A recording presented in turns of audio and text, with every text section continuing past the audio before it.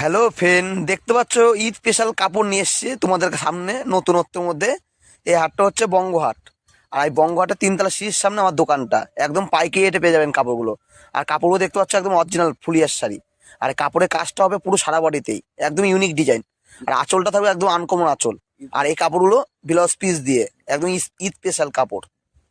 আর এই একটা কালার দেখাচ্ছে, এটা লেমন কালারের উপর। প্রত্যেকটা কালারই দেখার মতো, স্বপ্নের কালার একদম নতুনত্বের মধ্যে। আর কাপড়